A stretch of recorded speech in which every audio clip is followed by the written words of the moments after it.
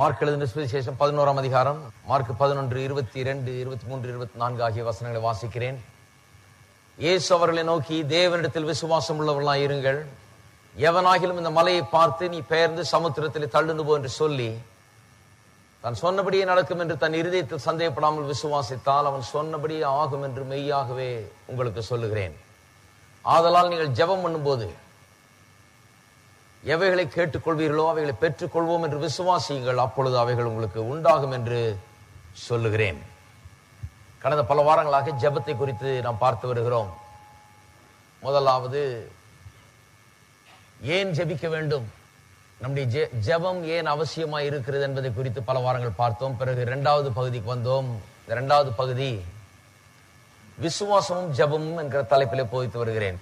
விசுவாசம் வர்றது கேள்வியினால் மட்டுமல்ல, அதாவது தேவனுடைய வார்த்தையை கேட்கிறதுனால் விசுவாசம் வர்றது மட்டுமல்ல, விசுவாசம் நம்மை விட்டு புறப்பட்டு சென்று காரியங்களை நடப்பிக்கிறதும் வார்த்தையினால் தான் நடப்பிக்கிறது.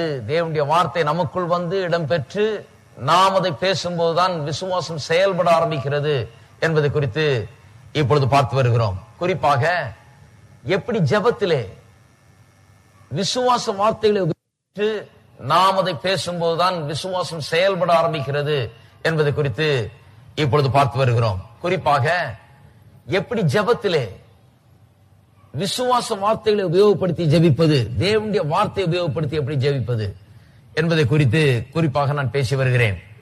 ஜெபம் என்று சொல்லுகிறது ஏதோ நம்முடைய பிரச்சனைகளை பேசுகிற ஒரு காரியம் அல்ல. பிரச்சனைகளை சொல்லி அழுதுட்டு போறதில்லை ஜெபம். அநேக மத மார்க்கத்தில் இருக்கிறவர்களுக்கு அப்படிப்பட்ட ஒரு எண்ணம் இருக்கிறது. ஜெபம் என்று சொன்னால் நம்முடைய பிரச்சனை எல்லாம் கடவுள்கிட்ட சொல்லி அழுதுட்டு நம்ம போக வேண்டியது அப்படின்னு. கிறிஸ்தவத்திலே ஜெபம் என்று சொன்னால் ஏதோ கடவுள்கிட்ட சொல்லி அழுதுட்டு போறதில்லை. ஜெபம் என்று சொன்னால் தேவனுடைய வார்த்தைகளை எடுத்து நம்முடைய வாயில வைத்து அதை விசுவாசித்து அதை நம்முடைய விருப்பமாக்கி கொண்டு அது நம்முடைய வாழ்க்கையின் பிரச்சனைகளுக்கு பதிலா இருக்கிறபடினாலே பிரச்சனைகளை பேசுவதை நிறுத்திவிட்டு, ஏன் நிறுத்துறோம்னா ஏற்கனவே ஆண்டவருக்கு தெரியும் நம்முடைய பிரச்சனை என்னன்னு. பதில் தேவனுடைய வார்த்தையில் இருக்கிறபடினாலே தேவனுடைய வார்த்தையை நாம் பேச வேண்டும் என்று அதை குறித்து எடுத்து போதித்து வருகிறேன். அதற்காக தான் இந்த வேத பகுதியை நாம் கடந்த சில வாரங்களாக பார்த்து வருகிறோம். போன வாரத்தில் காண்பித்தேன் இயேசு விசுவாசம் எப்படி இப்படி வார்த்தையினாலே செயல்படுகிறது என்பதை எவ்வளவு எடுத்து காண்பித்தார் என்பதை உங்களுக்கு காண்பித்தேன். அத்தி மரத்தை அவர் சபிக்கிறார். இனி ஒரு காலம் ஒருவனும் இடத்தில் புசியாதிருக்க கடவுள் என்று சொல்லுகிறார். அது அப்படியே ஆயிற்று. உடனே ஆகல, 24 மணி நேரம் பொறுத்துதான் அது வெளிப்படையாய் தெரிகிற விதத்திலே அது பட்டு போயிற்று. ஆனால் இயேசு சொன்ன உடனே அதை விசுவாசிக்கிறார். சீஷர்கள் கண்டவுடனே தான் விசுவாசித்தார்கள். விசுவாசம் என்பது சொன்ன உடனே அப்படியே ஆயிற்று என்பதை விசுவாசிப்பது. ஆகவே ஜெபிக்கும் போதும் இப்படிதான் இருக்க வேண்டும் என்று 24ஆம் வசனத்தில் சொல்லுகிறார். அத்திமரத்தை சபித்து விட்டு பிறகு 22ஆம் வசனத்தில் சொல்லுகிறார், தேவனிடத்தில் விசுவாசம் உள்ளவர்களாயிருங்கள். 21ஆம் வசனம் வரை, அதாவது 12 21 வரை வாசித்தீர்கள் என்றால் அங்க என்ன நடக்கிறது என்று பார்க்கிறோம். அத்திமரத்தை பார்த்து பேசுகிறார், அது அப்படியே ஆகிறது. கண்டவுடனே விசுவாசிக்கிறார்கள். உடனே இயேசு சொல்லுகிறார், தேவனுடைய விசுவாசத்தை உடையவர்களாயிருங்கள். நீங்க விசுவாசிக்கிறது போல விசுவாசிக்க கூடாது, தேவனுடைய விசுவாசத்தை உடையவர்களாயிருங்கள் என்று சொல்லி தேவனுடைய விசுவாசம் எப்படி செயல்படுகிறது என்று சொல்லுகிறார். அதுதான் 23. எவனாகிலும் இந்த மலையை பார்த்து நீ பெயர்ந்து சமுத்திரத்திலே தள்ளுண்டு போ என்று சொல்லி தான் சொன்னபடியே நடக்கும் என்று தன் இருதயத்தில் சந்தேகப்படாமல் விசுவாசித்தால் அவன் சொன்னபடியே ஆகும் என்று சொல்லுகிறார். உடனே அதை ஜெபத்தோடு கனெக்ட் பண்ணுகிறார். அடுத்த வசனத்திலே ஆதலால் சொன்னா இவ்வளவு நடந்தது எதுக்கு? ஜெபத்தில் எப்படி விசுவாசத்தை பயிற்சிவிப்பது என்பதை காட்டுவதற்காக தான். அத்திமரத்தை சபித்ததும் அதுக்காக தான், அது பட்டு போனதும் அதுக்காக தான், அது குறித்த விளக்கம் கொடுத்ததும் அதுக்காக தான், மலையை பார்த்து பேச வேண்டும் என்று சொல்வதும் அதுக்காக தான். ஜெபம் தான் இங்கே இதனுடைய மைய கருத்தா இருக்கிறது. இதைத்தான் விளக்க பார்க்கிறார். ஆதலால் நீங்கள் ஜெபம் பண்ணும்போது என்ன பண்ண வேண்டும்? அத்திமரத்தை பார்த்து பிரச்சனையை பார்த்து இவர் பேசினது போல இவர்கள் பேச வேண்டும். இதை பல முறை தேவன் செய்து காண்பிக்கிறார். இது ஒரு இன்ஸ்டன்ஸ்ல, இது ஒரு சம்பவத்துல அவர் அதை தெளிவா எடுத்து விளக்குகிறார், போதிக்கிறார். பல முறை இப்படி பல பிரச்சனைகளை நோக்கி அவர் பேசுகிறதை காண்கிறோம். அவர் காற்றை பார்த்து பேசுகிறார், கடலை பார்த்து பேசுகிறார், அலையை பார்த்து பேசுகிறார், வியாதியை பார்த்து பேசுகிறதை பார்த்தோம், பிசாசை பார்த்து பேசுகிறார், இல்லாமையை பார்த்து பேசுகிறார். இப்படி எல்லாவற்றையும் பார்த்து பேசின இயேசுதான் இங்கே போதிக்கிறார். ஆகவேதான் இந்த வேத பகுதி ரொம்ப முக்கியம். இப்படி ஒன்றை பார்த்து பேசுகிறது என்பது அவருக்கு ரொம்ப சர்வசாதாரணம். காற்றையும் கடலையும் பார்த்து பேசுறார், அதட்டுறார், அமைதியாயிரு என்று சொல்லுகிறார். வியாதியை பார்த்து பேசுகிறார், அது ஒரு அத்திமரம் மாதிரி நினைக்க. வியாதியை பார்த்து ஜெபம் பண்ணல, வியாதியே நீ போயிடுன்னு சொல்லி வியாதியை பார்த்து பேசுகிறார். பேர்ந்த சமுத்திரத்தில் தள்ளுண்டு போ என்று சொன்னது போல வியாதியே போ அந்த சரீரத்தை விட்டு. ஜுரத்தை அதட்டுகிறார், ஜுரம் ஓடுகிறது. பிசாசை விரட்டுகிறார், பிசாசு ஓடுகிறது. இது இயேசு சர்வசாதாரணமாக நிறைய இடங்களில் செய்ததுதான். காற்று கடல் முதற்கொண்டு வியாதி முதற்கொண்டு எல்லாவற்றையும் பார்த்து பேசுகிறார். இதுதான் ஜெபம் என்று சொல்லுகிறார். ஆதலால் நீங்கள் ஜெபம் பண்ணும் போது எவைகளை கேட்டுக்கொள்வீர்களோ அவைகளை பெற்றுக்கொள்வோம் என்று விசுவாசிகள். அப்ப ஜெபம்னா என்ன? இப்படி பிரச்சனைகளை பார்த்து பேசுவது, பிரச்சனைகளை பற்றி பேசுவதல்ல. பெரிய வித்தியாசம். பிரச்சனைகளை பார்த்து பேசுவது. இதைதான் படித்துக் கொண்டு வருகிறோம். இதை தொடர்ந்து இன்னும் பார்ப்போம். ஏனென்றால் இது மிக முக்கியமான ஒரு சத்தியம். எப்படி ஜெபம் பண்ண வேண்டும் என்பதை போதித்து விடுகிறோம். எப்படி ஜெபிப்பது? அநேகர் ஒருவேளை ஜெபிக்கலாம், ஆனால் சரியாக எப்படி ஜெபிப்பது என்பதை இன்னும் அறியாமல் இருக்கலாம். நிச்சயமா இந்த போதனைகளுக்கு உதவ போகிறது. ஆகவே இதை கவனிப்போம். நீதிமொழிகள் 4ஆம் அதிகாரத்துக்கு திருப்போம். தொடர்ந்து இந்த வார்த்தையின் முக்கியத்துவத்தை பார்ப்போம். எப்படி வார்த்தைகளை ஜெபத்தில் உபயோகப்படுத்த வேண்டும் என்பதை நாம் பார்ப்போம். நீதிமொழிகள் 4ஆம் அதிகாரம் 24ஆம் வசனம். வாயின் தாறுமாறுகளை உன்னை விட்டு அகற்றி உதடுகளின் மாறுபாட்டை உனக்கு தூரப்படுத்து. வாயின் தாறுமாறு, உதடுகளின் மாறுபாடு என்று சொன்னால் என்ன? வாயின் தாறுமாறு, உதடுகளின் மாறுபாடு என்று சொன்னால் தாறுமாறாய் பேசுகிற வாய், தேவனுடைய வார்த்தைக்கு ஒவ்வாத விதத்தில் பேசுகிற வாய், தேவனுடைய வார்த்தைக்கு மாறுபட்ட காரியங்களை பேசுகிற வாய், இதை உனக்கு தூரப்படுத்து. let it be far from you என்று சொல்லுகிறார். அது உனக்கு தூரமாய் இருக்கட்டும். வாயை திறந்து பேசினால் தேவனுடைய வார்த்தை என்ன சொல்லுகிறது என்பதை பேசு. அதுதான் சரியான நாவு, சரியான பேசுகிற விதம். உதடுகள் மாறுபாட்டை பேசக்கூடாது. தேவன் வார்த்தை என்ன சொல்லுகிறதோ அதே தான் பேச வேண்டும் என்று சொல்லுகிறார். ஏன்? அதனுடைய கான்டெக்ஸ்டை பார்ப்போம். 20ஆம் வசனத்திலிருந்து பார்ப்போம். என் மகனே, என் வார்த்தைகளை கவனி, என் வசனங்களுக்கு உன் செவியை சாய். எப்படி உதடுகளின் மாறுபாட்டை அகற்றுகிறது? எப்படி உதடுகளின் வாயின் தாறுமாறுகளை எப்படி தூரப்படுத்துவது? எப்படி சரியா பேசுகிறது? எப்படி வாயின் வார்த்தைகளை சரிபடுத்தி அத்திமரத்தை ஏற்று சவித்த போது அது எப்படி பட்டு போயிற்றோ அதுபோல நம்முடைய பிரச்சனைகள் பட்டு போகும்படியாக, நம்முடைய வியாதிகள் நீங்கி போகும்படியாக, நம்முடைய இல்லாமை நீங்கி போகும்படியாக, நம்முடைய வறுமை நம்மை விட்டு அகன்று போகும்படியாக, சமுத்திரத்தில் தள்ளுண்டு போகும்படியாக எப்படி பேசுவது? எப்படி வாயை சரி பண்ணுவது? எப்படி வாயின் தாறுமாறுகளையும் மாறுபாடுகளையும் அகற்றுவது? எப்படி அகற்றுவதுன்னா, என் மகனே, வார்த்தைகளை கவனி, என் வசனங்களுக்கு உன் செவியை சாய். சொல்றாரு, வாயை சரி பண்ணுமா? என் வார்த்தைகளை கவனி. ஏன்னா என்னுடைய வார்த்தையை கொண்டு உன்னுடைய வாயை நீ சரி பண்ணலாம். உன்னுடைய வாயை சரி பண்ணும் போது உன்னுடைய வாழ்க்கை சரியாக போகிறது. ஏனென்றால் நீ எதை பேசுகிறாயோ அதுதான் நீ அடைய போகிறாய். அவன் சொன்னபடியே ஆகும். அவன் சொன்னபடியே ஆகும். எல்லாரும் சொல்லுங்க, அவன் சொன்னபடியே. மலையை பார்த்து பெயர்ந்த சமுத்திரத்தில் தள்ளுண்டு போ என்று சொன்னால் அவன் சொன்னபடியே ஆகும். அநேகர் தங்களுடைய வாழ்க்கையிலே பல்வேறு நஷ்டங்களையும் கஷ்டங்களையும் பிரச்சனைகளையும் துன்பங்களையும் அனுபவித்து வருகிறார்கள். கேட்டா சொல்றாங்க, கர்த்தர் தான் இதெல்லாம் அனுப்பிச்சாருன்னு சொல்லி. கர்த்தர் அனுப்பல. அநேக நேரத்தில் மாறுபாடான உதடுகள், தாறுமாறான வாய், இவைகள் நிமித்தமாக தவறான காரியங்களை பேசி அந்த தவறான காரியங்களுக்கு பேசினது இவர்களுக்கு நடந்து கொண்டிருக்கிறது. இவர்கள் வரவழைத்துக் கொண்டார்கள். அவர்கள் சொன்னபடியே ஆகிறது அவருடைய வாழ்க்கையில. இப்பொழுது அதையெல்லாம் நீக்கி போட்டு இந்த சொன்னபடியே ஆகிறது என்கிற பெரிய விளைச்சல் வந்துகிட்டே இருக்கு நிறைய பேருடைய வாழ்க்கையில. ஏனென்றால் நிறைய பேசி பேசி வச்சிருக்காங்க, விதைச்சு விதைச்சு வச்சிருக்காங்க நிறைய. அதனுடைய விளைச்சல் வந்து கொண்டே இருக்குது. அதை நிறுத்தி நீக்கி போட்டு எப்படி ஒரு புதிய விதமான வாழ்க்கையை ஏற்படுத்துவது, புதிய விதமான சூழ்நிலையில் உருவாக்குவது, வாழ்க்கையை எப்படி மாற்றி அமைப்பது, சரியான பாதையில செலுத்துவது என்பது குறித்து பேசிக் கொண்டிருக்கிறேன். எப்படி அதை செய்வது? வாயை மாத்திரம் தான் வாழ்க்கை மாறப்போகிறது. அருமையானவர்களே, இது மாபெரும் சத்தியம்.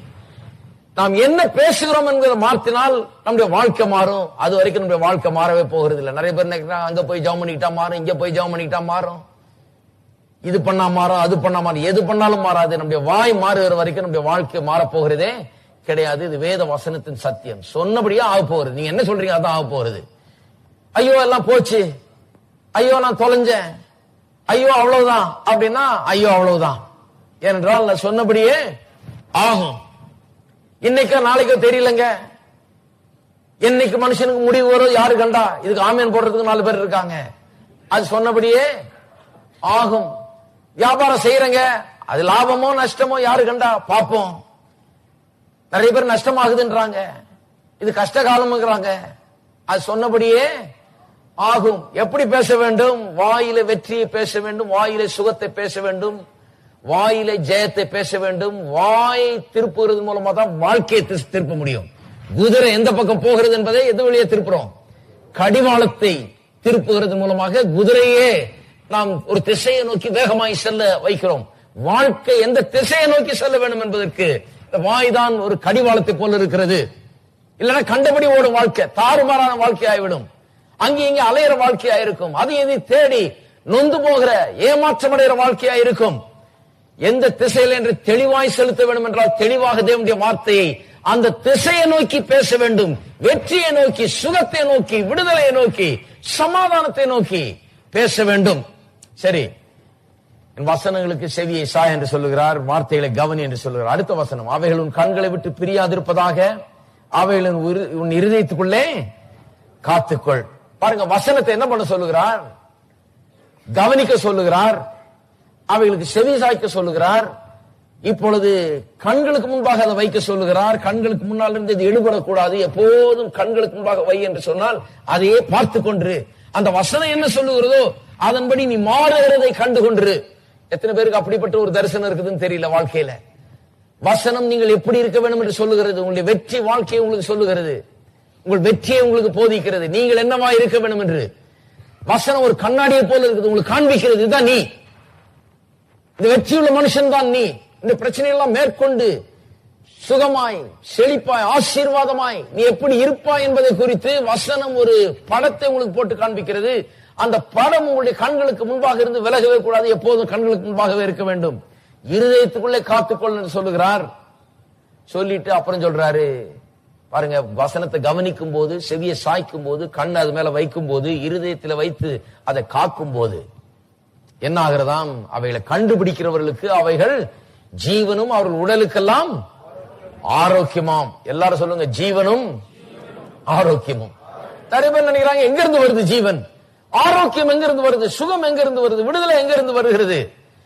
கர்த்தருடைய வார்த்தையில இருந்து வருகிறது. ஏனென்றால் வேதவசனம் சொல்லுவது, அவர் தம்முடைய வார்த்தை அனுப்பி அவர்களை சொஸ்தமாக்கினார். வார்த்தையிலிருந்து வருகிறது. சுகம் எவ்வளவு தூரத்தில் இருக்கிறது? இல்லங்க, இங்க இருந்து கல்கட்டா வரைக்கும் போனுங்க, சுகத்துக்கு கிடையாது. இங்க இருந்து நீங்க ஒரு ஃபர்லாங் கூட போக வேண்டியதில்லை சுகத்துக்கு, ஒரு 8 கூட எடுத்து வைக்க வேண்டியதில்லை. சுகம் நீங்க நின்ன இடத்துல உங்க வாயிலே இருக்குது, அங்கிருந்து வருகிறது சுகம். சுகத்துக்காக நீங்க யாரையும் போய் தேடி ஓடி போக வேண்டியதில்லை, அங்கேயும் இங்கே அலைய வேண்டியதில்லை, அவரை எவரையும் நாட வேண்டியதில்லை, தேட வேண்டியதில்லை. நீங்க இருக்கிற இடத்திலே, உட்கார்ந்து இருக்கிற இடத்திலே, படுத்திருக்கிற இடத்திலேயே, நீங்கள் வசிக்கிற இடத்திலே, உங்க வீட்டுக்குள்ளேயே, உங்கள் உடலுக்குள்ளேயே சுகத்துக்கான ஆதாரத்தை கர்த்தர் வைத்திருக்கிறார். எவ்வளவு நல்லவர் என்பதை எண்ணி பாருங்க. உங்கள் வாயிலே வைத்து விட்டார் கர்த்தர். இங்க இருக்குது சுகம். எல்லாரும் சொல்லுங்க, சுகம், ஜீவன், ஆரோக்கியம் என்னுடைய நாவில இருக்கிறது. அதை கண்டுபிடிக்கிறவர்களுக்கு என்று சொன்னால், இந்த வார்த்தை என்ன செய்கிறது என்பதை கண்டுபிடிப்பவர்களுக்கு, இந்த வார்த்தையின் மேன்மையை கண்டுபிடிக்கிறவர்களுக்கு, இந்த வார்த்தை எப்படி ஜீவனை கொடுக்கிறது, சுகத்தை கொடுக்கிறது என்று கண்டுபிடிக்கிறவர்களுக்கு, இதை ஒரு மனுஷன் கண்டுபிடித்து விட்டால் அவனுக்கு ஜீவனும் ஆரோக்கியமாய், அவனுடைய உடலுக்கெல்லாம் ஆரோக்கியமா இருக்கும். எத்தனை பேர் அதை விசுவாசிக்கிறீங்க? இன்றைக்கு சுகத்தை வேண்டும் என்று கேட்கிறவர்கள், சரீரத்தில் சுகம் வேண்டும் என்று கேட்கிறவர்களுக்கு நான் சொல்லுகிறேன், வாயிலே தேவனுடைய வார்த்தையை நாம் வைப்போமாக. வாயில வியாதியை வைக்காதீங்க. ஹலோ, வாயில வியாதியை வைத்துக் கொண்டிருக்காதீங்க. எப்ப பார்த்தாலும் எனக்கு அந்த நோய்ங்க, எனக்கு இந்த நோய்ங்க, நோயை சொந்தமாக்கி கொண்டிருக்கிறோம். இது ஏன் நோய்ங்க, உங்க நோய் அப்படியா, உங்க நோய் எப்படி இருக்குது, ஏன் நோய் எப்படி இருக்குது, உங்க நோய் சௌக்கியமா இருக்குதா? நோய் சௌக்கியமா இருக்கிறது இருக்கட்டும், நீங்க எப்படி இருக்கிறீங்க? நோயை பற்றி பேச வேண்டாம். நோய் இல்லைன்னு சொல்ல நானு. நோய் உங்களுக்கு ஒருவேளை இப்பொழுது இருக்கலாம் உங்களுடைய சரீரத்தில். நான் என்ன சொல்லுகிறேன், வாயில என்னத்தை வைக்க வேண்டும்? ஜீவனை வைக்க வேண்டும், ஆரோக்கியத்தை வாயில வையுங்கள். அப்பொழுது சரீரத்தில் வாயில என்ன இருக்குதோ அதான் சரீரத்தில் உண்டாகும், ஜீவனும் ஆரோக்கியம் உண்டாகும் என்று வேதவசனம் சொல்லுகிறது. அப்புறம் சொல்லுகிறது, எல்லா காவலோடும் உன் இருதயத்தை காத்துக்கொள். வச்சுட்டு இந்த வார்த்தையை கண்டுபிடித்து அதன் மூலமா ஜீவனை ஆரோக்கியத்தை பெற்றுக் கொள்றது மட்டுமல்ல, அப்புறம் அதை காத்துக்கொள்ள வேண்டும். எத்தனை பேர் சொல்றீங்க சுகத்தை காத்துக்கொள்ள வேணும்னு? சுகமாகவே இருக்க வேண்டும். எப்படி? இருதயத்தில் வைத்து வசனத்தை எல்லா காவலோடும் காத்துக்கொள், அது நின்று ஜீவ ஊற்று புறப்படும். ஒவ்வொரு நாளும் இந்த வார்த்தையிலிருந்து, தேவனுடைய வார்த்தையிலிருந்து, நீங்கள் உங்கள் வாயின் மூலமாய் பேசுகிற வார்த்தையிலிருந்து ஜீவ ஊற்று புறப்படுகிறது. ஜீவன் ஆரோக்கியம் கிளம்புகிறது. உங்களுடைய சரீரம் முழுவதையும் நிரப்புகிறது. உச்சந்தலையிலிருந்து உள்ளங்கால் வரை இந்த ஜீவ ஊற்றாகிய ஆரோக்கியமும் ஜீவனும் உங்களை கொண்டு நிரப்புகிறது. எப்படி? வார்த்தையை பேசும்போது, வார்த்தை உள்ளத்துல வைத்து, அதை கண்களுக்கு முன்பாக வைத்து, அதை கவனித்து, அதுக்கு செவி கொடுத்து, அதை பேசும்போது அது நடக்கிறது. கவனிப்போம். வாயின் தாறுமாறுகளை அப்புறம் தான் சொல்லுது. வாயின் தாறுமாறுகளை உன்னை விட்டு அகற்றி, உதடுகளின் மாறுபாடை உனக்கு தூரப்படுத்து. இது அகற்ற வரைக்கும், தூரப்படுத்துற வரைக்கும் வியாதி தூர போகாது, வியாதி அகலாது. இதை அகற்றி தூரப்படுத்துகிற வரைக்கும் நம்முடைய பிரச்சனைகள் அகன்று போகாது, அது தூரமா போகாது. பிரச்சனைகள் தூரமா போக வேண்டும் என்றால், நம்முடைய வறுமை தூரமா போக வேண்டும் என்றால், இல்லாமை தூரமாய் போக வேண்டும் என்றால், இல்லாமை நீங்கி போக வேண்டும் என்றால், நம்முடைய பிரச்சனைகள் நீங்க வேண்டும் என்றால், இந்த வார்த்தைகள், அந்த பிரச்சனையை வார்த்தைகள் வாயில வச்சு பேசிக் கொண்டிருக்கிறோம், அந்த வார்த்தைகள் நமக்கு தூரமாக வேண்டும். அது எவ்வளவு தூரம் போகுதோ அவ்வளவு தூரம் தான் நம்முடைய நோயை வைக்கிறோம், நம்முடைய இல்லாமையை வைக்கிறோம், நம்முடைய வறுமையை வைக்கிறோம். எவ்வளவு தூரத்துல வைக்க விரும்புறீங்க? அதை நான் ரொம்ப தூரத்துல வைக்க விரும்புகிறேன். ரொம்ப தூரத்துல, பக்கத்துல கூட இருக்க கூடாது. வியாதி பக்கத்துல இருக்க விரும்பவில்லை நான். வறுமை பக்கத்துல இருக்க விரும்பவில்லை நான். ஏழ்மைத்தனம் பக்கத்துல இருக்க விரும்பவில்லை. இயலாமை பக்கத்துல இருக்க விரும்பவில்லை. பலவீனம் பக்கத்துல இருக்க விரும்பவில்லை. தூரமாய் அதை வைக்க விரும்புகிறேன். எவ்வளவு தூரம் வைக்கலாம்? அது நான் வைக்கிறது பொறுத்து இருக்குது. அப்படிப்பட்ட வார்த்தைகளை, தாறுமான வார்த்தைகளை, மாறுபாடான வார்த்தைகளை எவ்வளவு தூரம் வைக்கிறோமோ அவ்வளவு தூரம் வியாதியும் நோயும் எல்லா நெகட்டிவ் திங்ஸும், எல்லா விதமான பிற்போக்கான காரியங்களும், தோல்விகளும் அவ்வளவு தூரமாய் நம்ம விட்டு அகன்று போகும். அடுத்த வசனம், உன் கண்கள் நேராய் நோக்க கடவுது, உன் கண்ணிமைகள் உனக்கு முன்னே செவையாய் பார்க்க கடவுது. கண்கள் நேராய் நோக்க கடவுதுன்னா தேவனுடைய வார்த்தையை நோக்க கடவுது. அது சொல்லுகிற காரியங்களை அது செய்ய கடவுது. திருப்பம் சங்கீதம் 103. இதை சொன்னா என்னன்னு தெரியல உங்களுக்கு, சொல்லுகிறேன் இருந்தாலும். சங்கீதம் 103 அதை வாசித்து திருப்பி நீதிமொழிகள்ல சில வசனங்களை வாசிக்கிறேன். ஆனா அதுக்கு அது அடிப்படை இதுதான். சுகத்தை ஒரு உதாரணமா எடுத்து இங்கே கர்த்தருடைய வார்த்தை எப்படி சுகத்தை கொண்டு வருது என்பது வேதம் போதிக்கிறது. எல்லாவற்றும் வார்த்தையிலிருந்து தான் வருகிறது. செழிப்பு வார்த்தையிலிருந்து தான் வருகிறது. ஆகவேதான் 3 யோவான் 2 யோவான் சொல்லுகிறார், பிரியமானவனே, எது வாழ்கிறது போல? உன் ஆத்துமா வாழ்கிறது போல. ஆத்துமா வாழ்வு எப்படி ஏற்படுகிறது? வார்த்தையின் மூலமாக. உன் ஆத்துமா வாழ்கிறது போல நீ எல்லாவற்றிலும் வாழ்ந்து. ஆத்துமா வாழ்ந்திருந்தாதான் நாம் சரீரத்தில் வாழ்ந்திருக்க முடியும். ஆத்துமா வாழ்ந்திருந்தாதான் பொருளாதாரத்தில் வாழ்ந்திருக்க முடியும். ஆத்துமா வாழ்ந்திருந்தால்தான் குடும்பத்தில் வாழ்ந்திருக்க முடியும். எல்லாவற்றிலும் வாழ்ந்திருக்க முடியும். உன் ஆத்துமா வாழ்கிறது போல, அதுதான் கீ, அதுதான் திறவுகோல். அது சரியா இருந்தால் நாவு வாழ்ந்திருக்கும் போது, வாழ்வு நாவு பேசும்போது நீ எல்லாவற்றிலும் வாழ்ந்திருப்பாய். சங்கீதம் 103 பாருங்கள், 5ஆம் வசனம், நன்மையினால் உன் வாயை திருப்தியாக்குகிறார், கழுகுக்கு சமானமாய் உன் வயது திரும்ப வாழ வயது போலாகிறது. இங்க 2 சென்டென்ஸ் போல சொல்லி இருக்குது. ஆங்கில வேதாந்தத்துல இந்த மீனிங் ரொம்ப கரெக்டா வெளி வந்திருக்குது சில மொழிபெயர்ப்புகள்ல. அது எப்படி ஒரிஜினல்ல சொல்லப்பட்டிருக்கிறது என்பதை சொல்லுகிறேன். நன்மையினால் உன் வாயை திருப்தியாக்குகிறார் என்று சொல்லிட்டு அப்புறம் கழுகுக்கு சமானமா உன் வயது திரும்ப வாழ வயது போறாதுன்னு அப்படி சொல்லல. எப்படி வாசிக்க வேண்டும் என்று சொன்னால், நன்மையினால் உன் வாயை திருப்தியாக்கி கழுகுக்கு சமானமாய் உன் வயது திரும்ப வாழ வயது போல ஆகும்படி செய்கிறார். அதாவது எப்படி வயது திரும்ப வாழ வயது ஆகும்படி செய்கிறார் என்று போதிக்கிறது இங்கே வேத வசனம். எப்படி சரீரத்திலே வயோதிப காலத்தில் கூட பலத்தை உண்டு பண்ணுவது என்பதை குறித்து இங்க சொல்லப்பட்டிருக்கிறது. என்ன பண்றாரா? வாயை நன்மையினால் நிரப்புகிறார். அன்னைக்கு சொன்னேன்னு நினைக்கிறேன், லட்டு ஜிலேபி அல்ல நன்மை. லட்டு ஜிலேபில தான் பிரச்சனையே இருக்குது. வாயை நன்மையினால் நிரப்பின்னு சொன்னா லட்டு ஜிலேபி பிரியாணி பொட்டேட்டோனால அல்ல. வாயை நன்மையினால் நிரப்பினா வேத வசனம் ஆகிய நன்மையினால் நிரப்பி, இதனால் நிரப்பி அதன் மூலமா என்ன பண்ணுகிறார்? கழுகுக்கு சமானமாக வயது திரும்ப வாழ வயதாகும்படி செய்ய. கழுகு அப்பப்ப தன்னுடைய பலத்தை புதுப்பித்துக் கொள்கிறதாம் பாருங்க. சிறகுகளை அது தூக்கி எறிந்து விட்டு புதிய சிறகுகள் அதுக்கு உண்டாகிறது. இப்படி பலத்தை புதுப்பித்துக் கொள்கிறதா, அதுபோல பலத்தில் புதுப்பித்துக் கொள்வீர்கள் என்று சொல்லப்பட்டிருக்கிறது. எப்ப அது உண்டாகும்? உன் வாய் எப்பொழுது நன்மையினால் நிரப்பப்படுகிறதோ, நல்ல காரியங்களை பேச ஆரம்பிக்கிறதோ, அப்பதான் சரீரத்துல பலன் உண்டாகிறது. நீதிமொழிகள் சொல்லுகிறது ரொம்ப உண்மை. 13ஆம் அதிகாரம் பார்ப்போம். நீதிமொழிகள் 13:2. ஆங்கிலத்தில் அந்த 103 சங்கீதம் 5ஆம் வசனம் ரொம்ப அருமையா சொல்லி இருக்குது. He satisfies your mouth with good thing so that your youth will be renewed like eagles. அப்படியே வருது ஒரு மொழிபெயர்ப்புல பாருங்க. எனக்கு நான் வச்சிருக்க மொழிபெயர்ப்புல வாயை நன்மையினால் நிரப்பி அதன் மூலமாய் கழுகுக்கு சமானமாய் வயது திரும்ப வாழ வயது போல் ஆகும்படி செய்கிறார்னே வருகிறது. வாசிப்போம். நீதிமொழிகள் 13ஆம் அதிகாரம் 2ஆம் வசனம். மனுஷன் தன் வாயின் பலனால் நன்மையை புசிப்பான். வாயின் பலனால் நன்மையை புசிப்பான் என்ன அர்த்தம்? வாயின் பலனால் நன்மையை புசிப்பான்னா எப்படி நன்மை அனுபவிப்பான் என்பதை குறித்து பேசுகிறது. நன்மை எப்படி ஒரு மனுஷன் அனுபவிக்கிறான், நல்ல காரியங்களை எப்படி தன்னுடைய வாழ்க்கையில் அனுபவிக்கிறான், தன்னுடைய வாழ்க்கையில் நடக்கிற கெட்ட காரியங்கள் நடக்காமபடி செய்து அவைகள் அவன் மேல அவனை நிரப்பாதபடிக்கு, அவன் மீது பலிக்காதபடிக்கு அவைகளை தூரமாக்கி நன்மையை எப்படி புசிக்கிறான். நன்மையை புசிக்கிறான்னா ஏதோ சாப்பிடுறதை பற்றி சொல்லல. இங்க வாழ்க்கையில நன்மை எப்படி அவன் ருசி பார்க்கிறான், நல்ல காரியங்களை எப்படி தன்னுடைய வாழ்க்கையில் அனுபவிக்கிறான். வாழ்க்கையில வெற்றி, கையின் பிரயாசங்களில் வெற்றி, தொழிலில் வெற்றி, குடும்பத்தில் வெற்றி, சரீரத்தில் வெற்றி, எல்லாவற்றிலும் வெற்றி எப்படி அவன் அனுபவிக்கிறான், எப்படி அவன் புசிக்கிறான், ருசி பார்க்கிறான் என்பதுதான் இங்க போதிக்கிறது.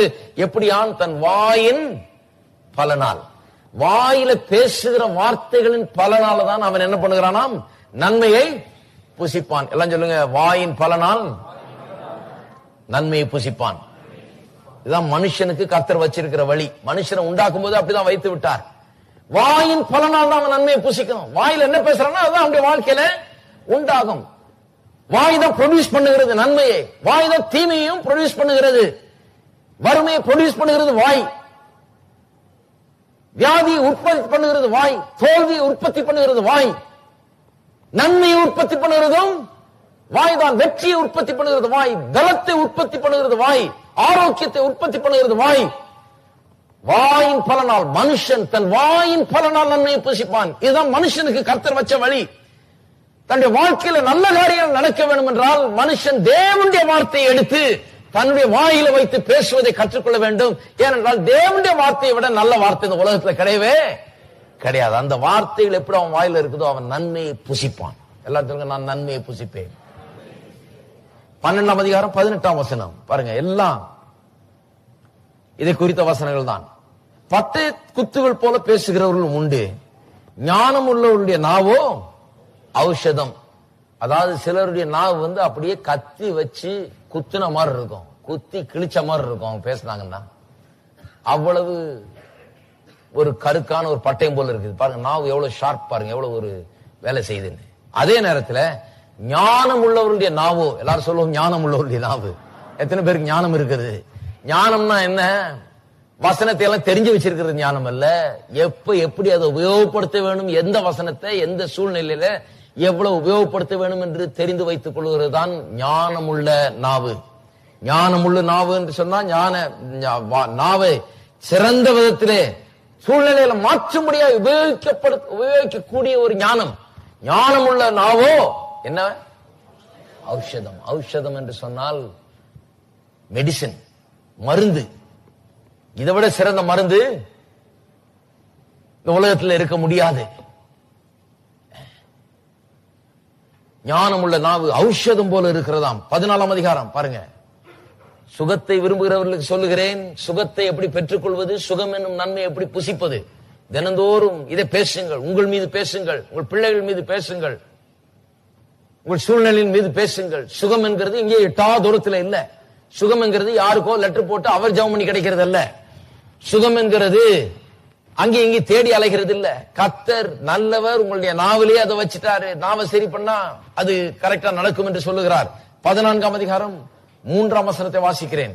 மூடன் வாயிலே அவன் அகந்தை கேற்ற மிலார் உண்டு, ஞானவான்களின் உதடோ அவர்களை காப்பாற்றும்.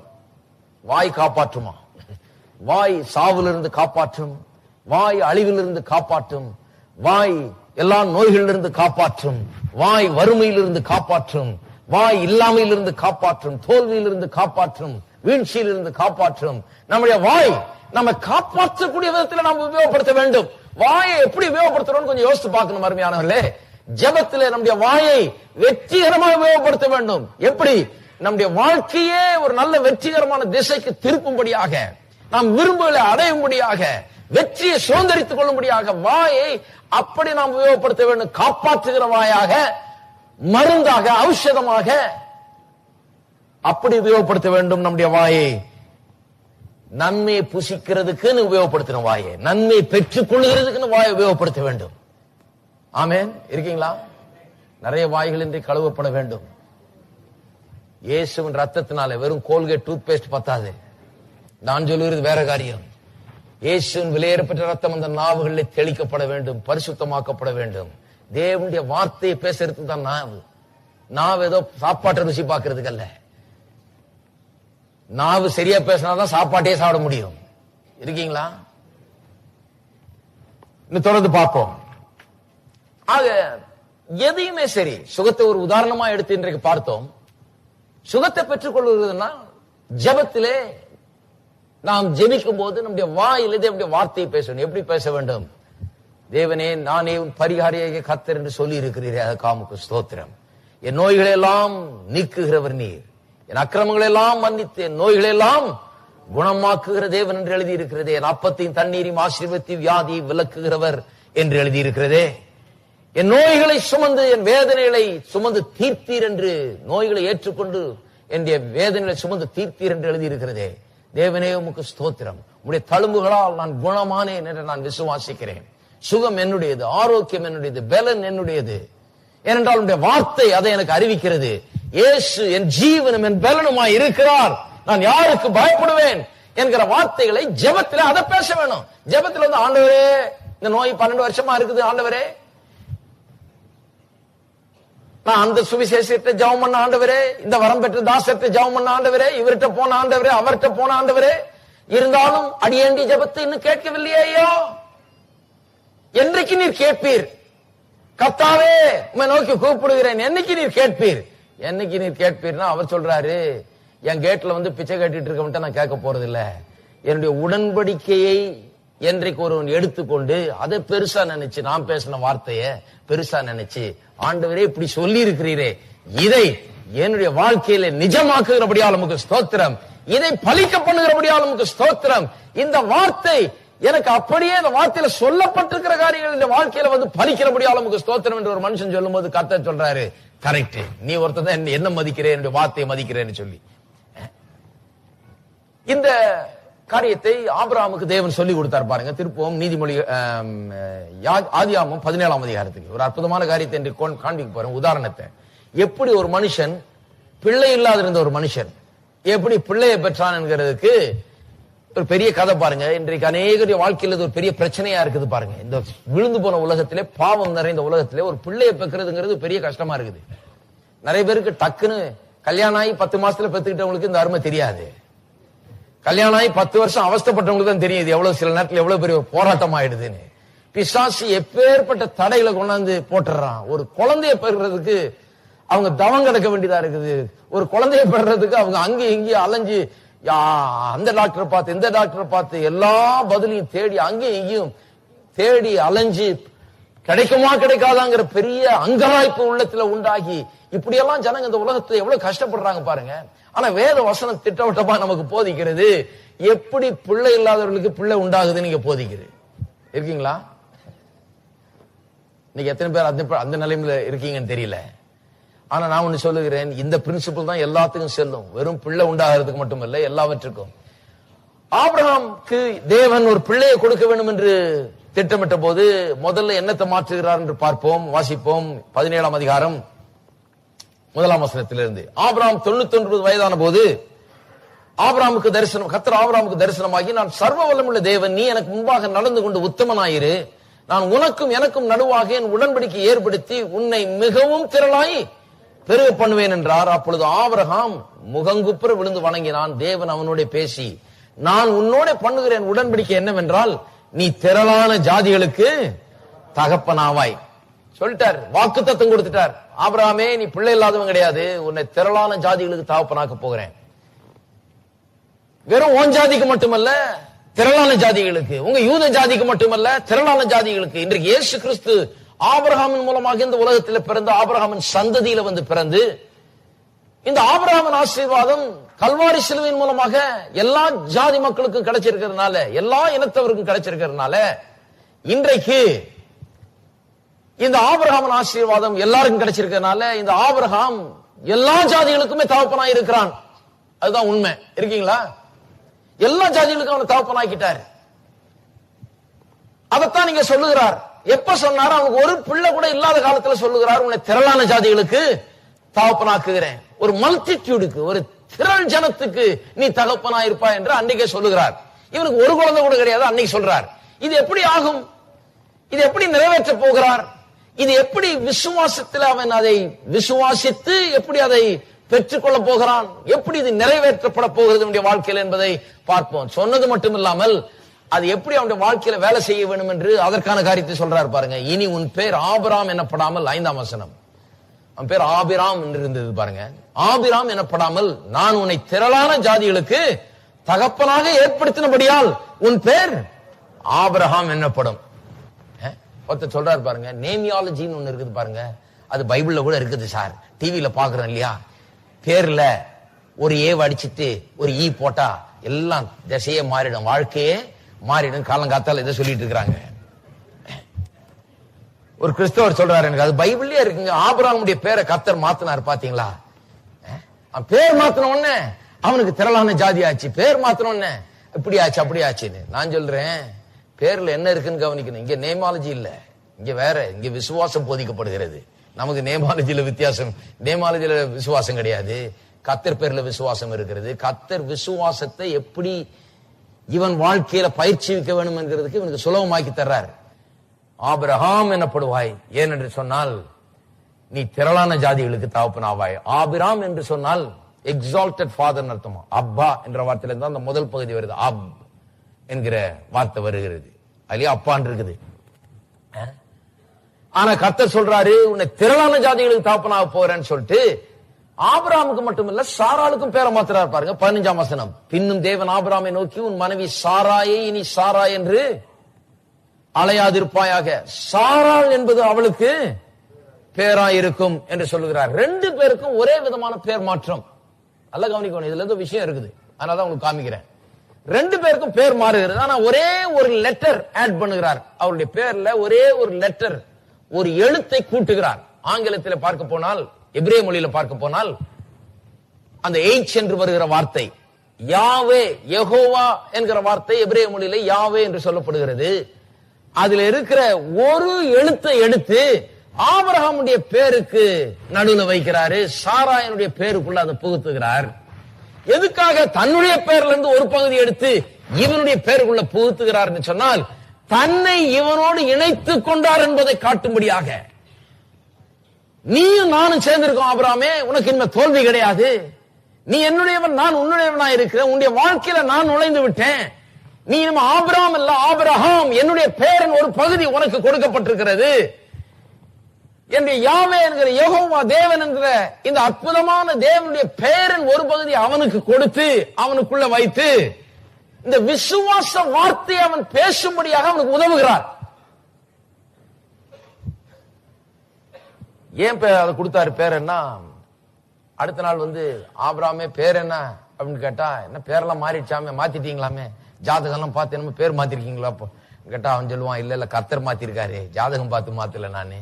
ஏன் பேர் மாத்திருக்கேன்னா, இந்த பேரை சொல்லும் போது ஜாதிகளின் தகப்பன், திரளான ஜாதிகளின் தகப்பன். ஆமென். பேர் என்னன்னு கேட்டா திரளான ஜாதிகளின் தகப்பன். ஒரு தடவை வாயை திறந்தாலும் இதுதான் வரும், அப்படி பண்ணிட்டார் ஆண்டவர். அதுக்காக தான் பேர் மாத்தினார்.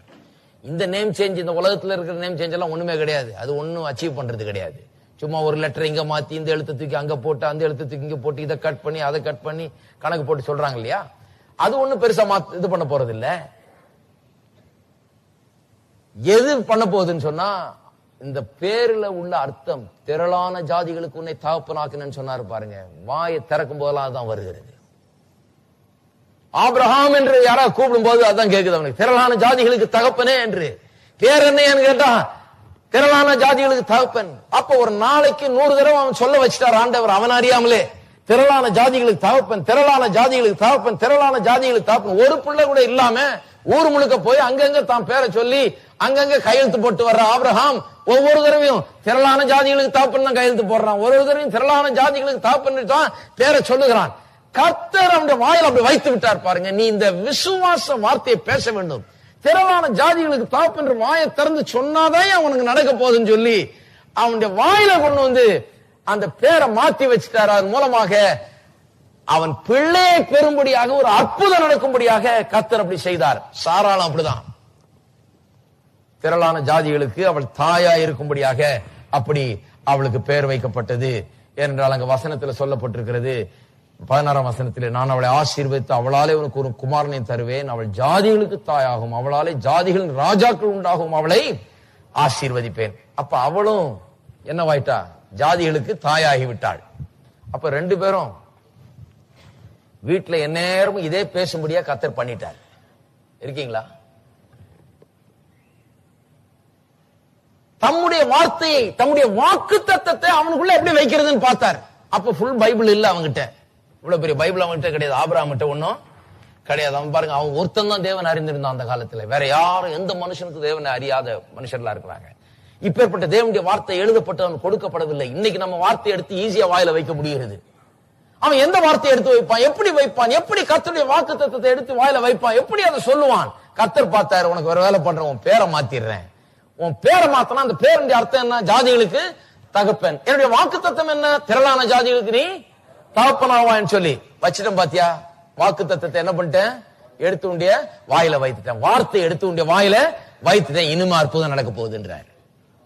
இருக்கீங்களா?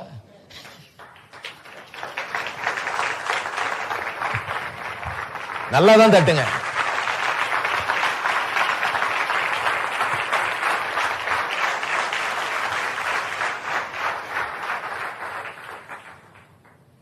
இப்ப ஏன் நமக்கு பேரை மாத்துறது இல்லைன்னு சொன்னா அது அவசியம் இல்லை. ஏன்னா இவ்வளவு பெரிய பைபிள் இருக்குது.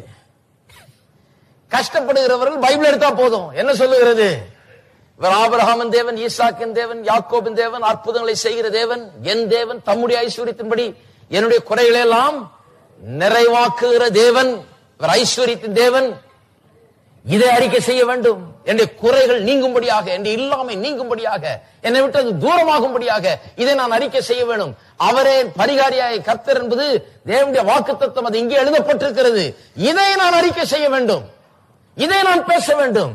நான் அதனாலதான் என்ன பண்ண வேண்டும்? இந்த வார்த்தைகள் எல்லாம் எடுத்து என்னுடைய வாயில வைத்துக் கொண்டே இருக்க வேண்டும். ஆபிரகாமுக்கு இவ்வளவு பெரிய பைபிள் இல்ல, இவ்வளவு வார்த்தைகள் இல்ல, எல்லாம் இல்ல, ஒரே ஒரு வாக்குத்தத்தம் தான்.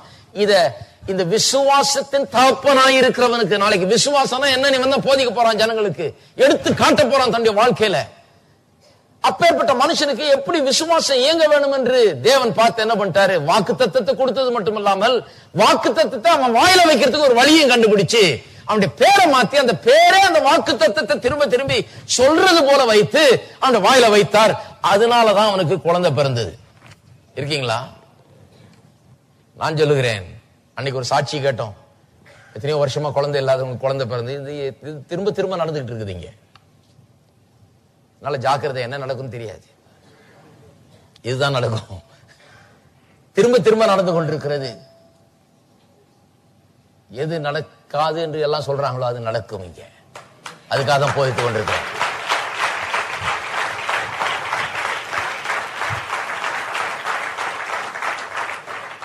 நூறு டாக்டர்கள் சொன்னாலும் அது நடக்கும். ஏனென்றால் இன்றைய கர்த்தர் வாக்கு மாறாதவர்.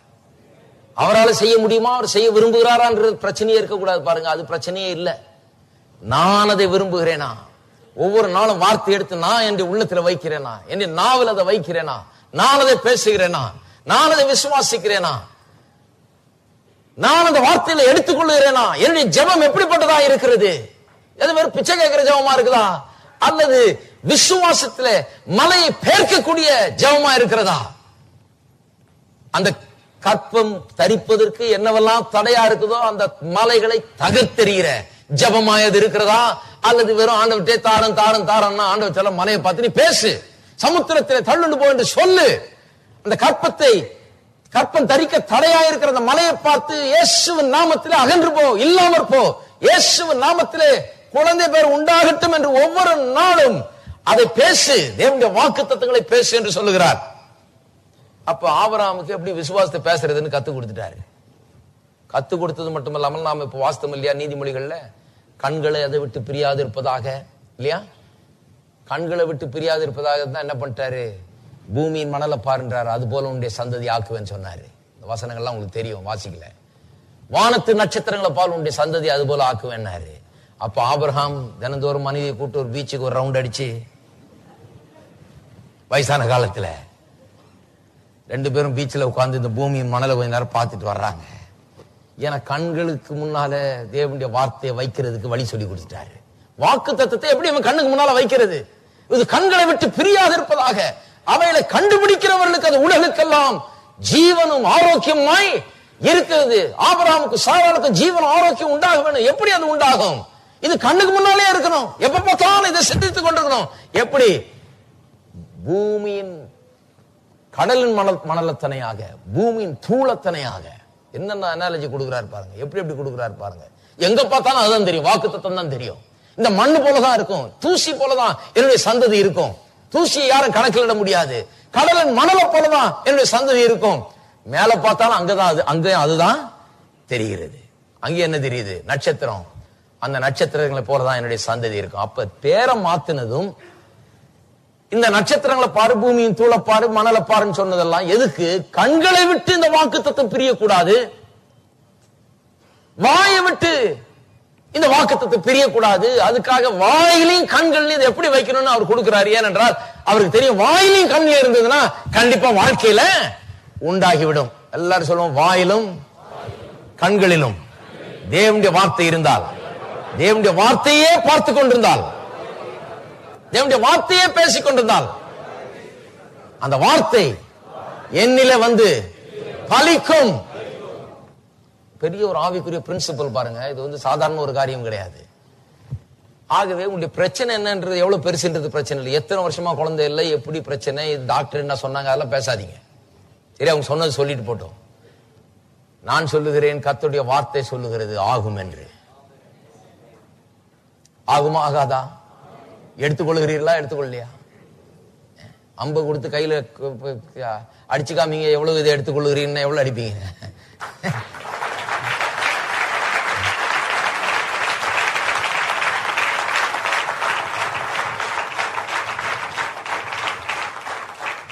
அப்ப ஜெபத்துல வந்து பாருங்க, தேவனுடைய பகுதி ஒன்று இருக்கிறது.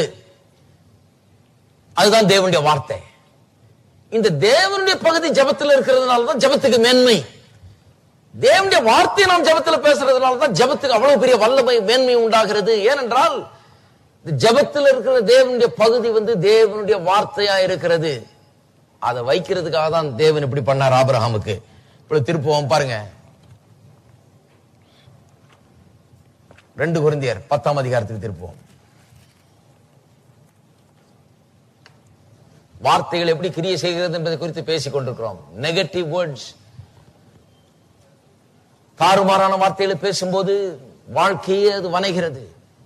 ஒரு பெரிய அரணை போல அது ஆகிறது. அநேகர் இன்றைக்கு ஒரு பெரிய அரணை உருவாக்கி இருக்கிறார்கள் தங்களுடைய வாழ்க்கையில. எப்படிப்பட்ட அரண்? இல்லாமை என்கிற அரண், ஏழ்மை என்கிற அரண், வறுமை என்கிற அரண், வியாதி என்கிற அரண், தோல்வி என்கிற அரண், அதைரியம் என்கிற அரண், பயம் என்கிற அரண். அது ஒரு கோட்டை மாதிரி எழும்பிடுச்சு பாருங்க. இந்த பயத்தை இப்ப நீக்க முடியல, வியாதியை இப்ப போக்க முடியல, இப்ப இந்த வறுமையை தூரப்படுத்த முடியல. அது வந்து பிடிச்சுக்கிச்சு. இது அவங்க போய் பிடிச்சாங்க, அது இப்ப இவங்கள பிடிச்சுக்கிச்சு, விட மாட்டேங்குது. எப்படி இது அகற்றுகிறது பாருங்க. எப்படி காரியங்களை நமக்கு சொந்தமாக்கி கொள்கிறோம் என்பதை வேத திட்டவட்டமா போதிக்கிறது பாருங்க. 10ஆம் அதிகாரம் 2 கொரிந்தியர் 3ஆம் வசனத்திலிருந்து, நாங்கள் மாம்சத்தில் நடக்கிறவர்களா இருந்தும் மாம்சத்தின்படி போர் செய்கிறவர்கள் அல்ல. எங்களுடைய போராயுதங்கள் மாம்சத்துக்கு ஏற்றவர்களாயிராமல் அரண்களை நிர்மூலமாக்குறதற்கு தேவ பலம் உள்ளவர்களாய் இருக்கிறது. என்ன மாதிரி ஒரு லாங்குவேஜ் பாருங்க. என்ன சொல்றாரு? ஒரு பெரிய அரண் இருக்குதான், இந்த அரண்களை நிர்மூலமாக்குறதுக்கு போர் ஆயுதங்கள் கொடுத்திருக்கிறாராம் கர்த்தர். என்ன அரண் இது? இது சரீர பிரகாரமா ஏதோ ஒரு சோத்தை பற்றி சொல்லுதா? கோட்டை சவரை பற்றி இல்லை. இந்த போர் ஆயுதங்கள் ஏதோ துப்பாக்கி பீரங்கியை பற்றி சொல்லுதா? கிடையாது. பாருங்க, அவைகளால் நாங்கள் தர்க்கங்களையும் தேவனை அறிகிற அறிவுக்கு விரோதமாக எழும்புகிற எல்லா மேட்டுமையையும் எந்த எண்ணத்தையும் கிறிஸ்துவுக்கு கீழ்ப்படிய சிறைப்படுத்துகிறவர்களா இருக்கிறோம். அப்ப மனுஷருடைய வாழ்க்கையில பயம், ஏழ்மை, வறுமை, நோய், இப்படிப்பட்ட அரண்கள் எப்படி உண்டாகிறது? இதைத்தான் இங்க பேசுகிறது பாருங்க. அப்படிப்பட்ட அரண்கள் எப்படி உண்டாகிறது என்று சொன்னால், அவர்கள் எண்ணங்களை எடுத்துக்கொள்கிறார்கள். எண்ணங்களை எப்படி எடுத்துக்கொள்கிறார்கள் அன்னைக்கு சொன்னேன். இயேசு சொன்னார் இல்லையா, take no thought saying what shall we eat. அதாவது எண்ணத்தை புசிப்போம், எண்ணத்தை குடிப்போம், எண்ணத்தை உடுத்துவோம் என்பதை சொல்லி கவலைப்படாதீர்கள். சொல்லி அந்த எண்ணத்தை உங்களுடையதாக்கி கொள்ளாதீர்கள். எண்ணம் நிறைய இருக்குது உலகத்துல, பலவிதமான எண்ணங்கள் நடமாடி கொண்டிருக்கிறது, எல்லாம் அதை பேசிக் கொண்டிருக்கிறார்கள். என்னைக்கு அது உங்களுடைய எண்ணமாகிறது என்று சொன்னா நீங்களும் அவங்களோட சேர்ந்துக்கிட்டு ஆமையா நீங்க சொல்றது ரொம்ப உண்மைங்க அப்படின்னு நீங்க என்னைக்கு பேசுறீங்களோ அதே வார்த்தைகளை, அப்ப அந்த எண்ணம் வந்து உங்களுடைய எண்ணம் ஆயிடுது. அவங்க பேசிட்டு இருக்காங்க, அவங்க பேசிட்டு கிடக்கட்டும். நீங்க பேசாத வரைக்கும் அது உங்களுடைய எண்ணம் அல்ல. அவங்க பேசுறது நீங்க காதால கேட்கும் போது ஃபர்ஸ்ட் ஸ்டெப், காதால கேட்ட பிறகு வாயில பேசும்போது அது உங்களுடையதாகிறது. கர்த்தருடைய வார்த்தையும் அப்படிதான். விசுவாசம் கேள்வியினால் வரும், கேள்வி தேவனுடைய வார்த்தையினால் வரும். கேட்கிறோம், அதான் ஃபர்ஸ்ட் ஸ்டெப். கேட்டதுனால வார்த்தை வந்து உள்ள வந்து விசுவாசத்தை ப்ரொடியூஸ் பண்ணிடுறது இல்ல, விசுவாசத்தை உண்டாக்கி வல்லமை உண்டாயிடுறது இல்ல. கேட்டா போதாது, கேட்ட வார்த்தைகளை நம்முடைய வாயில போட்ட உடனே அங்க என்ன ஆகுது, என்ன கேட்டோமோ அது நம்முடையதாயிடுது. பாசிட்டிவ்லி நெகட்டிவ்லியும், முற்போக்கான விதத்திலும் பிற்போக்கான விதத்திலும் எடுத்துக்கொண்டால் அப்படிதான் நடக்குது. தேவனுடைய வார்த்தையும் அப்படிதான் பேசப்படுகிறது, அதை கேட்கிறோம். என்னைக்கு அதை நாம் பேசுறோமோ அப்ப நம்முடைய எண்ணம் ஆயிடுகிறது. நான் சொல்லுகிறேன், தகாத காரியங்களும் பேசப்படுகிறது, கேட்கிறோம். ஆனால் என்னைக்கு அதை நாம் பேசுகிறோமோ அது நம்முடையதாகி விடுகிறது. இப்படி பேசி பேசி பேசி ஒரு கல் மேல இன்னொரு கல் வச்சு கட்டுறது போல நிறைய பேருடைய வாழ்க்கையில ஒரு பெரிய கோட்டை செவரை எழுப்பி இருக்கிறாங்க. ஏன்னா அந்த 10 வயசுல இருந்து இல்லாமையும் வறுமையும் நோயையும் தோல்வியும், நான் ஏழை, நான் ஒண்ணு இல்ல, நான் எங்க போறது, நான் எண்ணத்தை புசிப்பேன், எண்ணத்தை குடிப்பேன், அப்படியே பேசி பேசி பேசி பேசி நான் சின்ன கிராமத்துல ஒண்ணு இல்லாத குடும்பத்தில இருந்து ஒண்ணுமே இல்லாத வந்தேன். இதே பேசிட்டு இருக்காங்க. அன்னைக்கு ஒரு கூட்டத்துக்கு போயிருந்த பாருங்க, ஒருத்தர் சொல்றாரு, 40 வருஷத்துக்கு 50 வருஷத்துக்கு முன்னால சொல்றாரு, இந்த ஊருக்கு நான் வரும்போது விஐபி சூட்கேஸ்ல வரல, தகரடப்பா பாக்ஸ் எடுத்துக்கொண்டு வந்தேன். நான் 4 முளை வேஷ்டி கட்டி கொண்டு கவர்மெண்ட் உத்தியோகம் கிடைச்சது எனக்கு. அப்ப தகரடப்பா சூட்கேஸ் எடுத்துக்கொண்டு இந்த ஊருக்கு வந்தேன் அப்படின்றாரு. எல்லாம் ஆச்சரியமா பாக்குறாங்க. அப்பா, நான் 50 வருஷத்துக்கு முன்னால தகரடப்பா சூட்கேஸ் எடுத்துட்டு வந்திருக்காருன்னு. நான் ஒருத்தட்ட சொன்னேன், 50 வருஷத்துக்கு முன்னால எனக்கு 50 வயசு தான் ஆகுது, ஆனா எனக்கு 40 வருஷத்துக்கு முன்னால ஞாபகம் இருக்குது, தகரடப்பா சூட்கேஸ் தான் இருந்தது, விஐபி எங்க இருந்தது? நாங்க எல்லாருமே தகரடப்பா தான் வச்சிருந்தோம். இவர் ஒன்னும் பெரிய பரிசுத்தமான ஏதோ தகரடப்பா கண்டுபிடிக்கல. இவரு தகரடப்பா சூட்கேஸ் தான் எல்லாரும் வச்சிருந்தாங்க. ஆகவே இவர் வச்சிருந்ததுல சிறந்ததான் வச்சிருந்தாரு. இதெல்லாம் மேன்மை பாராட்டிட்டு இருக்க கூடாது. நான் என்ன சூட்கேஸ் வச்சிருந்தேன், தகரடப்பால வந்தேன், 4 முளை வேஷ்டியில வந்தேன், இப்படி எல்லாம் பாருங்க. விஐபியே கிடையாது. அப்ப விஐபி எல்லாம் இப்ப வந்ததுதான். இந்த அழகழகான சூட்கேஸ்கள்லாம் இப்ப வந்ததுதான். அதை மேன்மை பாராட்டுற வரைக்கும் பாருங்க, அது நம்ம விட்டு தூரமாக மாட்டிருந்தா அதே அந்த இல்லாமையும் குறையும் வந்து தான் பிடிச்சிக்கிட்டு இருக்குது. அதை மேன்மை பாராட்டக்கூடாது. முன்னேறி செல்ல வேணும் என்று சொன்னால் நாம் அதற்கேற்ற காரியங்களை வாயில போட வேணும். சிலருக்கு அப்படியே பேசி பேசி பேசி பாருங்க, அவங்களுடைய பழைய காலத்தையே அவங்க எப்படி ஆரம்பிச்சாங்க, அவங்ககிட்ட ஒண்ணு இல்லை ஒண்ணு இல்லை ஒண்ணு இல்லைன்னு பேசி தாங்க ஏழ்மைத்தனம், தாங்க சின்ன ஒண்ணு இல்லாத ஜனங்க, எங்க கிராமம் ஒண்ணுமே கிடையாதுங்க, எங்க இது ஒண்ணுமே கிடையாதுங்க, படிப்பே கிடையாதுங்க, அதுவே கிடையாது, இது எல்லாம் கிடையாது கிடையாது கிடையாது, அதனாலதான் கிடையாது. இன்னைக்கு ஒண்ணும் இந்த கிடையாது எங்கிருந்து வந்ததுன்னா அங்கிருந்து தான் வந்தது, வாயிலிருந்து வந்து. இந்த வாய் வந்து அவருடைய குடும்பத்துல இன்றைக்கு இருக்கிற இந்த நிலையை உருவாக்கி விட்டது. அப்படி ஆகிடுச்சு. கல்லு மேல கல்லு வச்சு பெரிய கோட்டை செவத்தையே கட்டிட்டாங்க. இப்ப இந்த கோட்டை செவரை இடிக்கிறதுனா, இப்ப நான் போய் பிரசங்கம் பண்ண என்கிட்ட சண்டைக்கு நிக்கிறாங்க. அது எப்படி நீ சொல்லலாம் நான் ஐஸ்வர்யவான்னு? நம்ம எல்லாம் ஐஸ்வர்யவான்களாக்கும். பரலோகம் போனாதான் ஐஸ்வர்யம் கிடைக்குமா? பரலோகத்துல எதுக்கு ஐஸ்வர்யம்? அரிசி பருப்பா வாங்க போறீங்க? ஐஸ்வர்யமே தேவையில்லை பரலோகத்துல. இங்கதான் ஐஸ்வர்யம் தேவை. இப்ப பாருங்க, இந்த அரணை உடைக்கிறதுனா எவ்வளவு பெரிய கஷ்டமா இருக்குதுன்னு. இந்த அரணை உடைக்கிறதுக்கு தேவனுடைய வார்த்தை, இந்த கோட்டைச்சவரை ஒண்ணுலாமாக்குறதுக்கு வறுமை, தாழ்மை, ஏழ்மை, இப்படிப்பட்ட எண்ணங்களின் கோட்டைச்சவரை ஒண்ணுலாமா, சிறுமை, அப்படிப்பட்ட எண்ணங்களுடைய கோட்டைச்சவரை தகர்த்து எறிவதற்கு, சரியான விதத்தில் ஒரு மனுஷன் சிந்திக்க ஆரம்பிக்கிறதுக்கு என்ன பண்ண வேணும்? தேவனுடைய வார்த்தை தான் அங்கே உதவுகிறது. பாருங்க எப்படி இந்த எண்ணங்கள் நமக்கு சொந்தமாகிறது. நீங்க கிளீனா சொல்லி இருக்குது. எண்ணம் இருக்குதான், அப்புறம் தர்க்கம் இருக்கிறதா, அப்புறம் அது கோட்டைச்சவரா மாறுது, அரண் ஆகிறது. எண்ணம், தர்க்கம், அரண், த ஸ்டேஜஸ். முதல்ல அது எண்ணமாக வருகிறது, அப்புறம் தர்க்கங்கள், அதை பேச ஆரம்பிக்கிறோம், அதான் தர்க்கங்கள், ஆர்குமெண்ட்ஸ். அப்புறம் அது என்ன ஆகிறது? ஒரு பெரிய அரணை போல நம்முடைய வாழ்க்கையில உருவாகி விடுகிறது. உருவாகி விட்ட உடனே நம்முடைய வாழ்க்கையே அப்படி ஆகிவிடுகிறது. நாம் என்ன அரணை கட்டியிருக்கோமோ அதுக்கேற்ற போலதான் வாழ ஆரம்பிக்கிறோம். எபேசியர் 6க்கு திருப்போம். இந்த அரண்களை நிர்மூலமாக்குகிறதற்கு எப்படி தேவனுடைய வார்த்தை பயன்படுகிறது என்பதை அங்கு வாசிக்கிறோம். 6ஆம் அதிகாரம் 10ஆம் வசனத்திலிருந்து, கடைசியாக என் சகோதரரே, கர்த்தரிலும் அவருடைய சத்துவத்தின் வல்லமையிலும் பலப்படுங்கள். நீங்கள் பிசாசின் தந்திரங்களோடு எதிர்த்து நிற்க திராணி உள்ளவர்களாகும்படி தேவனுடைய சர்வாயுத வர்க்கத்தையும் தரித்துக் கொள்ளுங்கள். இது கொஞ்சம் ஜாக்கிரதையா இருக்கணும். இதை வாசித்த உடனே நிறைய பேர் நினைக்கிறான், பிசாசு பெரிய பிசாசு ஒருத்தன் இருக்கிறான் பிரதர், அந்த பிசாசை எடுத்து போராடுறதுக்கு கர்த்தர் நம்மள ரெடியா இருக்க சொல்றாரு. நான் சொல்றேன், முதல்ல இதுதான் பைபிளை கரெக்டா புரிஞ்சுக்கணும்.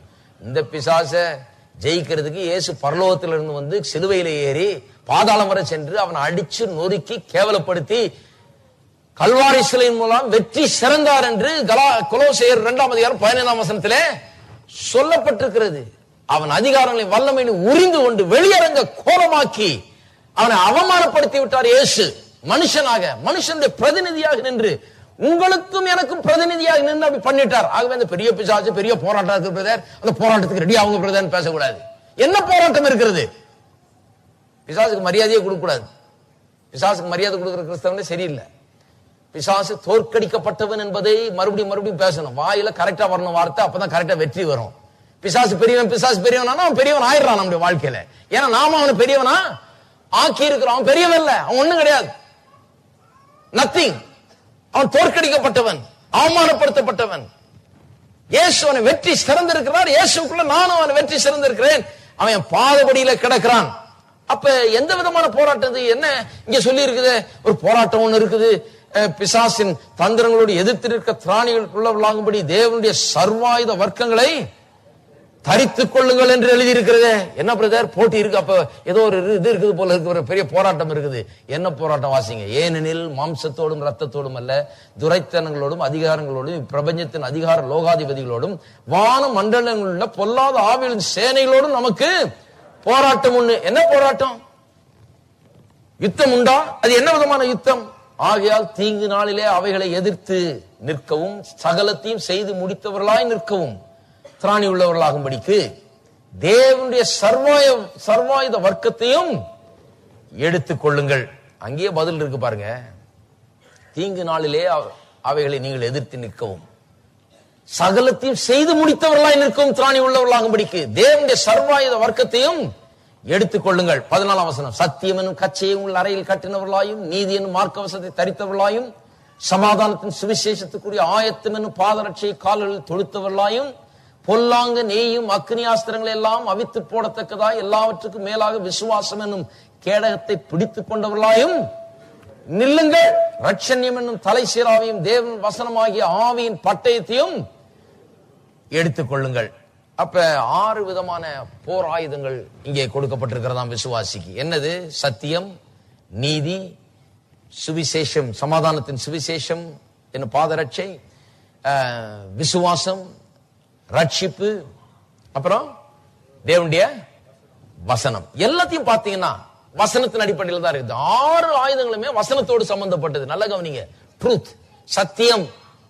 சத்தியம்னா என்ன? அது எங்க இருந்து வருது? உங்களுடைய வார்த்தையே சத்தியம்னு இயேசு சொன்னார். அது தேவனுடைய வசனத்தோடு சம்பந்தப்பட்டது. ரைச்சஸ்னஸ், நீதி என்று சொன்னா அதுவும் வார்த்தையோடு சம்பந்தப்பட்டதுதான். எபிரேயர் 5:13 சொல்லப்பட்டிருக்கிறது, நீதியின் வசனத்தில் பழக்கம் இல்லாதவன் பால் உண்கிற குழந்தையை போல இருக்கிறான்.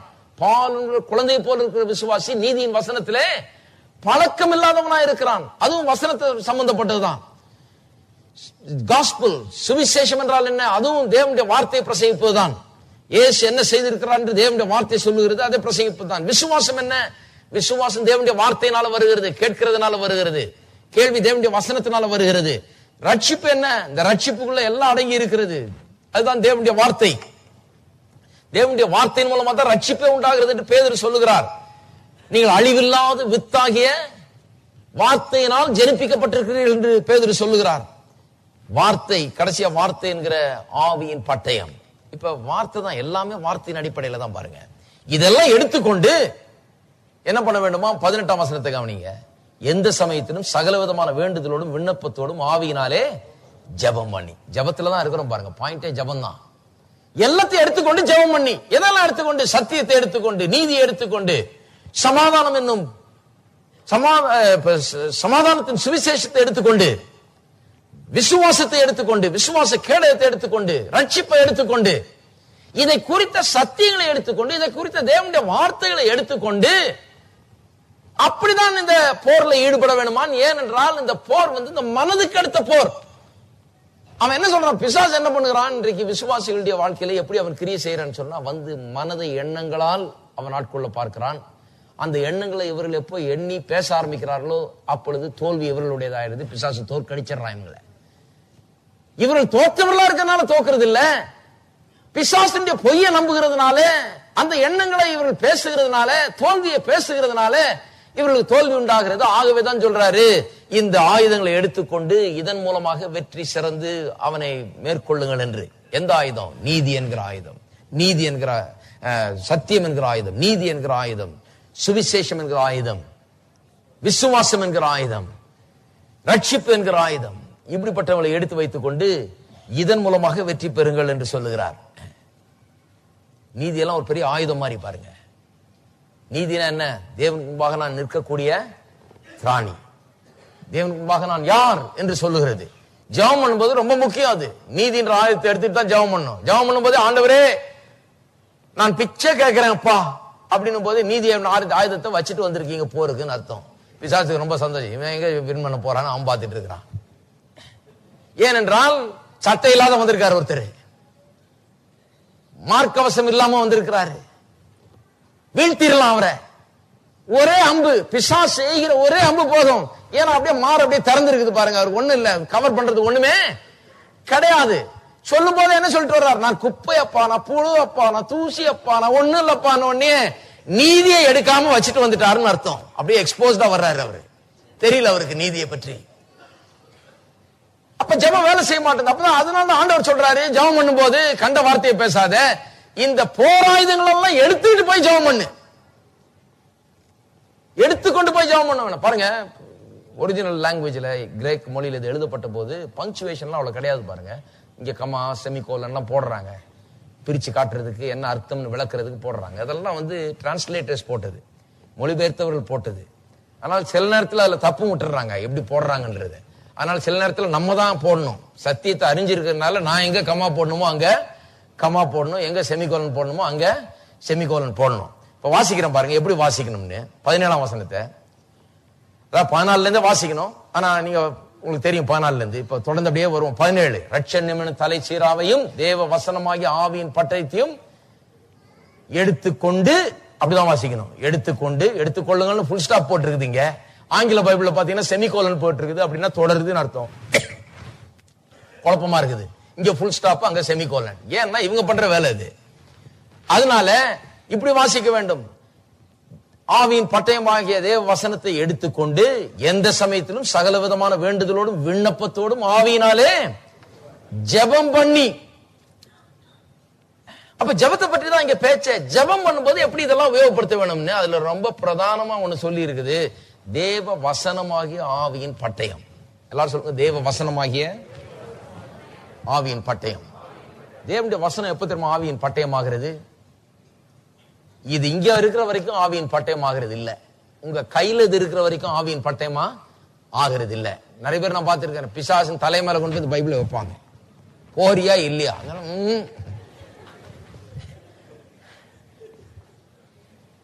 ஏன்னா இது ஆவியின் பட்டயம் இல்ல.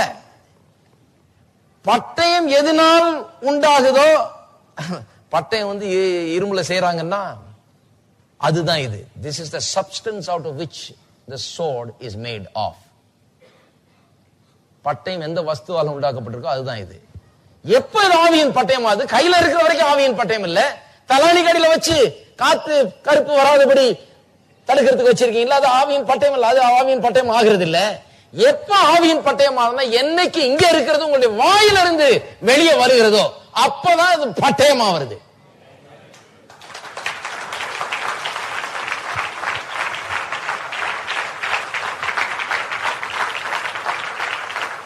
அப்ப தேவ வசனமாகிய ஆவியின் பட்டயம்னு சொன்னா ஏதோ பைபிளை வச்சுட்டு தலாணி அடியில வச்சு தூங்குறது இல்ல. ஏதோ பைபிளை வச்சு இந்த பைபிளை கொண்டு சொல்லுகிறேன் பிசாச போறியான்னு சொல்றது இல்ல. இல்ல இந்த பைபிளை கொண்டு சொல்லுகிறேன் வியாதிய போறியான்றது இல்ல.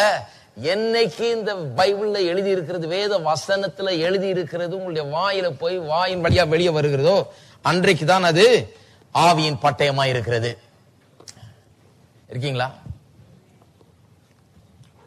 பட்டயமெல்லாம் இங்க இருக்குது, நோட்ஸ்ல ஒண்ணும் இல்லை, பயப்படாதீங்க. நோட்ஸ் போனாலும் பட்டயம் இருக்குது.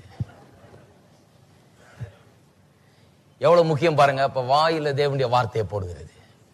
வாயில போடுற வரைக்கும் அது ஒண்ணும் பிரயோஜனம் இல்லை. இயேசு அப்படிதான் உபயோகப்படுத்தினார். பிசாசு வந்து சொல்லுகிறான், இந்த கல்லுகளை அப்பமாக்குன்னு. எப்படி இப்ப பிசாசை விரட்டுறது? அவர் ஒன்னும் பைபிள் எடுத்து இப்படி அசி காமிக்கல, இந்த பார் என்ன வச்சிருக்கேன்னு. அதெல்லாம் அவன் பயப்படுறவன் இல்லை. அவன் என்ன, ஏன்னா அவனும் அதை வச்சிருக்கான், படிச்சிருக்கான், நல்லா அவனும் கரைச்சி குடிச்சிருக்கான், சங்கீதம் எல்லாம் கோட் பண்றான் அவன். அதனால அவன் அதுக்கெல்லாம் பயந்த ஆள் இல்லை. ஆகவே இந்த பைபிளை வச்சுக்கிட்டு காலத்தை தள்ளலான்னு பாக்குறவங்க ஏமாற்றம் அடைவீர்கள். பைபிளை கேட்க வேண்டும், விசுவாசம் உள்ள வர வேண்டும், வாயில தேவனுடைய வார்த்தை இருக்க வேணும். அப்பதான் வாழ்க்கையில வெற்றி உண்டாகும்.